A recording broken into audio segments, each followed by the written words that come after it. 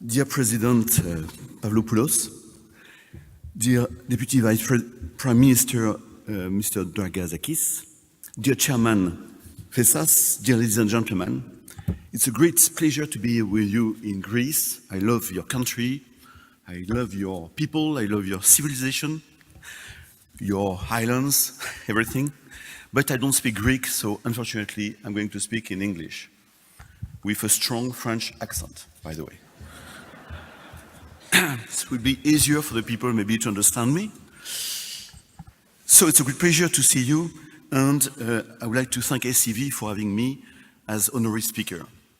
First of all, the topic of this year's event is new paradigms for inclusive and sustainable growth, which is a very interesting topic, very timely for two reasons. First reason, economically in Europe, the glass is still half full. We have passed the peak of the recovery. We still have growth, but it's slowing down, and there are downside risks. There is no time to waste to put our European economy house in order. Second reason, politically, the glass is two-thirds full. Two-thirds of newly elected MEPs, Member of Parliament, are from pro-European parties, which is a pretty good news. The victory of Eurosceptic or populists predicted by some was contained. But these elections have sent an alarm signal, une alerte rouge. And business as usual is not an option. We must bring real and sound solutions to companies and citizens' concerns and problems. The European elections in May were crucial for Europe because the next years will depend on whether Europe will continue to deliver for its companies and citizens. During the pre-election period, the European business community has been more outspoken about the importance of Europe, its accomplishments, and its benefits than ever before. SCV also kicked off several initiatives. SCV raised awareness about the degree to which European Parliament decisions affect national legislation. SCV also highlighted the need to ensure the best possible representation at the European level. BusinessEurope has an ambition vision for Europe in the future. We have published a document last December, which outlines our business ambition for Europe 2030. We believe that the common vision is essential. This is even more true in challenging times. Our aim for Europe is that we would like a strong and united Europe, setting the agenda of the world. We would like a Europe which is a global leader in innovation, in digitalization and sustainability. We would like a Europe which is functioning efficiently. And we would like a Europe which is economically cohesive and socially inclusive.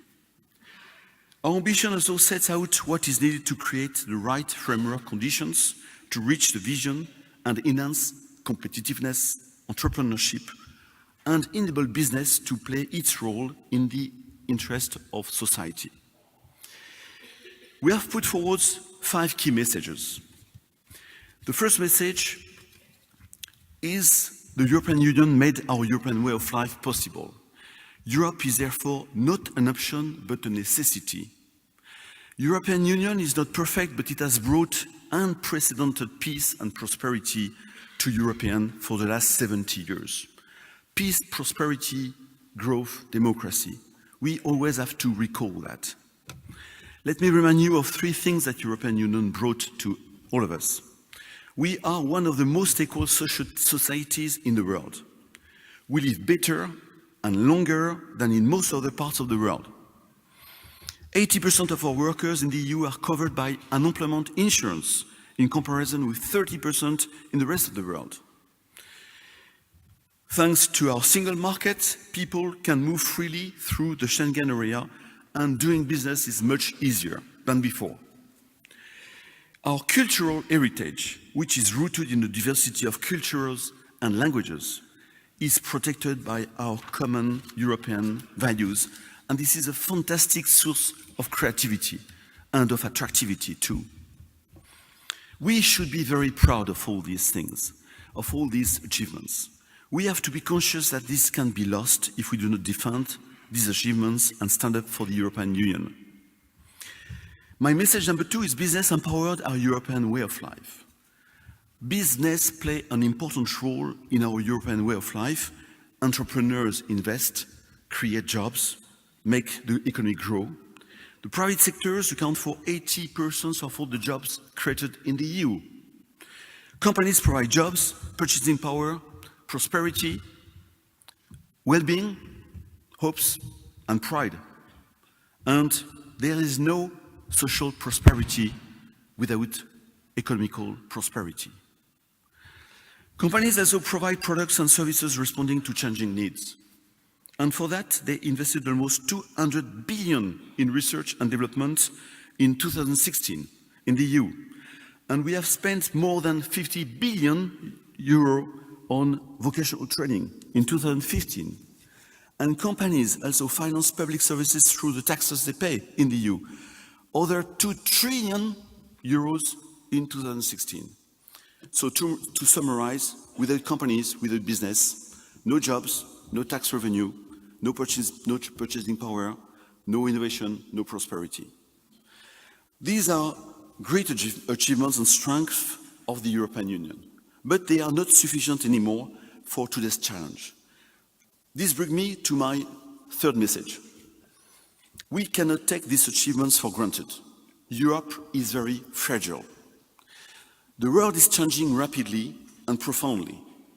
We are facing new challenges, both politically and technologically. What we are witnessing today is not just another area of change, but a change of era. With shifting relationships with long-standing allies like the US. The US, although one of our main trading partners, has become a very difficult partner in this matter. We face fierce technological competition, especially from the United States, but from China, Asia.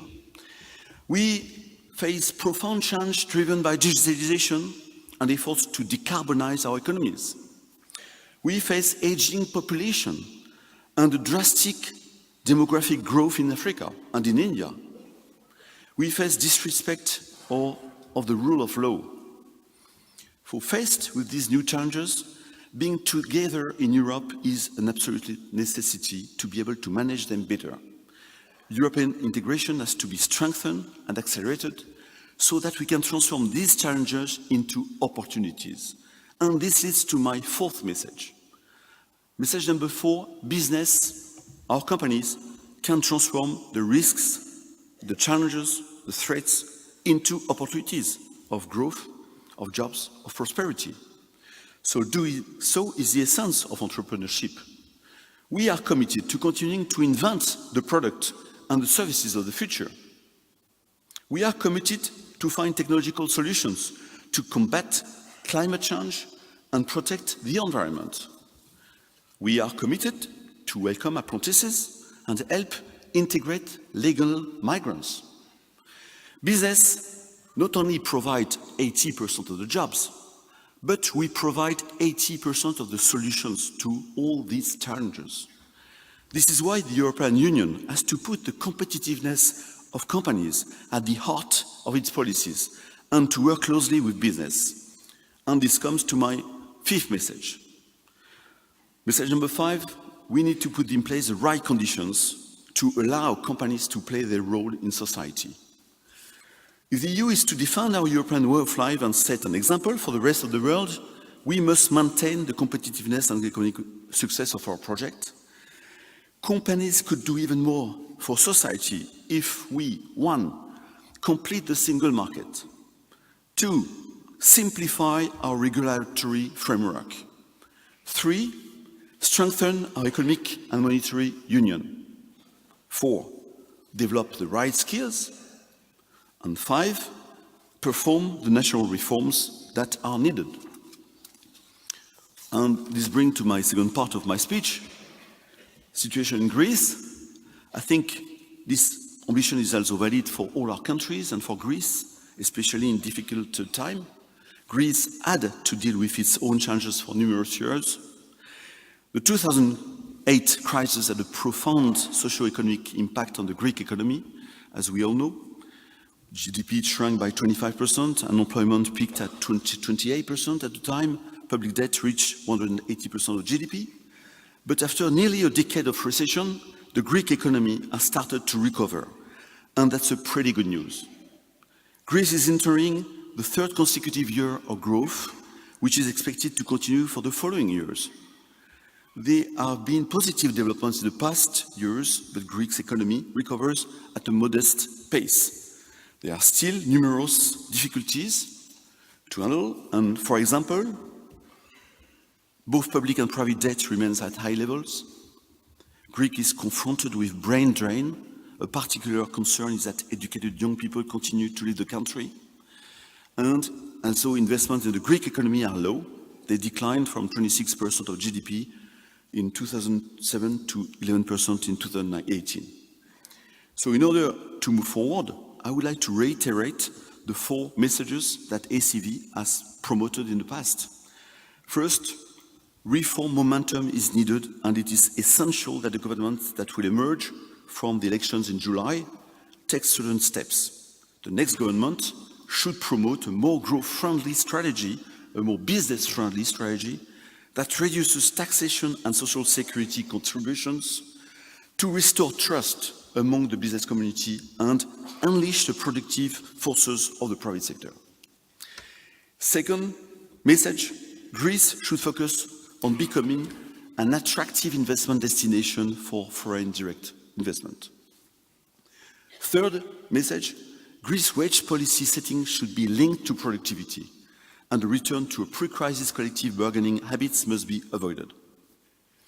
And fourth, Greece should continue to honor its commitments towards its European partners with any agreed change to policy implemented without putting in danger fiscal consolidation.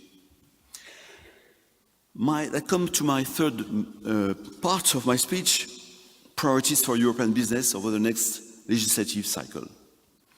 Not only on the national level, but also on the European level, companies calls for audacious, brave reform projects. Faced with increasingly challenge, that rise trade tensions, as you know, strengthening the competitiveness and the attractiveness of Europe as a place to invest is more urgent than ever.